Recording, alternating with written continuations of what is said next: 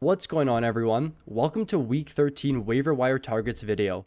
It's crunch time now as the regular season is winding down and you'll have to make some really big decisions to push your team to fantasy hockey gold.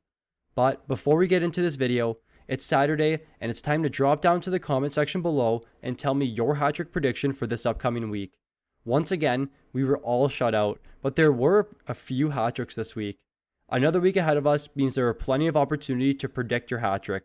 Without further ado, let's jump into the top waiver wire targets video. The first waiver wire target for this week is K'Andre Miller of the New York Rangers. The 21-year-old is in his rookie season with the Rangers and has been fantastic since joining the team. This season in 37 games, Miller has recorded 9 points, a plus 13 rating, 39 shots, 51 blocks, and 65 hits. His peripheral numbers have been great so far, and his plus minus is exceptional given the difficulty of their division. Another bright spot for Miller is that his minutes are increasingly getting better and better. His average time on ice so far this season is 20:55, a few seconds shy of 21 minutes per night, but over the last month, he's up to over 22 minutes per night. Miller, to my surprise, has the best 5-on-5 on-ice goals for percentage at 60%, which means when he's on the ice, his team is scoring 60% of the time. In a 647-minute sample, this is large enough to make the assumption that his great plus-minus numbers this season are in fact sustainable. The Rangers are known to get hot in the second half of the season, and this is what we're seeing right now. With 16 games to go, K'Andre is a deep league asset given his solid peripheral upside. His ownership on ESPN is at just 4.7%, and on Yahoo, we see his ownership at just 3%. Up next, we have Michael Bunting of the Arizona Coyotes. The 2014 4th-round pick has had a long journey to the NHL, but he's made it and is making the most of his time here. Bunting has made an impression at the AHL level over the last 2 seasons, scoring 49 points in 58 games in 2019, following that up this season with 19 points in 16 games, which led to his promotion. There are a few variables with regards to Bunting that makes him an intriguing target, and it's not the fact that he had a hat-trick last week. Bunting slotted right into the top line, playing left wing alongside Nick Schmaltz and Connor Garland, 2 of Arizona's best offensive players. Bunting is also playing a lot of minutes. His average time on ice is up to 17:54 this season in just 6 games, reaching over the 19-minute mark twice. He also has 25 shot attempts in 6 games, which is nearly 5 per game right now, and it's pretty high given his line mate Connor Garland's actually a really high volume shooter. Their line is producing a bunch of scoring chances so far.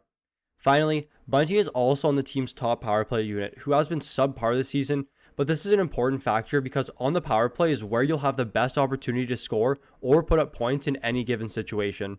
With all that aside, in 6 games this season, Bunting has recorded 5 goals, 6 points, a +2 rating, and 15 shots. The sample is low, but the variables are there that's pointing to Bunting to being productive at the NHL level. On ESPN, his ownership's at just 8.7%, and on Yahoo, he's at just 3%. Coming in next, we have Caufield of the Montreal Canadiens.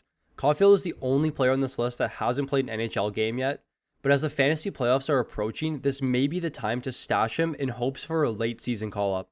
Caufield has impressed at every level, and this season he won the Hobey Baker Award, which is the prestigious award given to the top NCAA men's ice hockey player.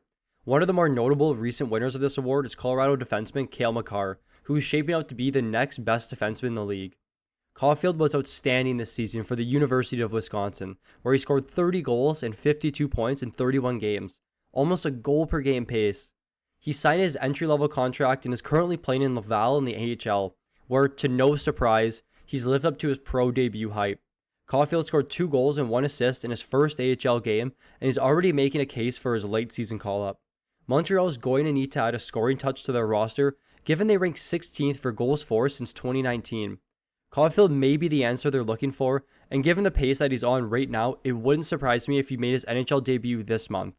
On ESPN, he's at only 2.9% ownership, and on Yahoo, he's down at just 5%.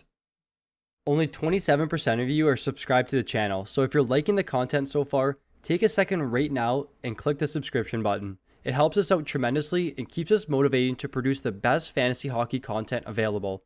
I don't want to keep you here for too long, so let's jump back into the video. Up next, we have Mccann of the Pittsburgh Penguins. The 2014 24th overall pick has bounced around for a lot of his career, not really finding his footing anywhere, but most teams saw his high offensive upside that he showed in junior, leading to his first round selection.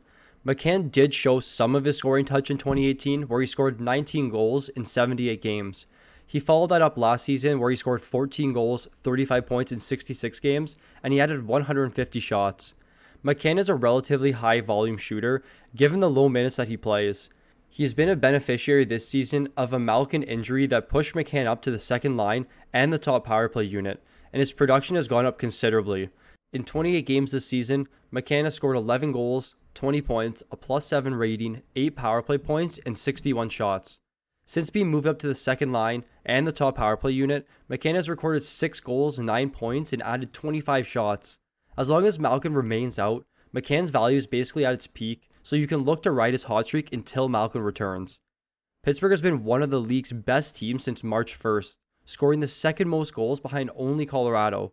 On ESPN, his ownership's at 31%, and on Yahoo, he's up to 38%. The final player for this week is Colin Blackwell of the New York Rangers. Blackwell is strictly a streamer play for this upcoming week. The Rangers have 4 games against the Devils, who have been one of the worst defensive teams this season. Blackwell has been skating on the second line with superstar Artemi Panarin, and his production has increased significantly since the return of Panarin.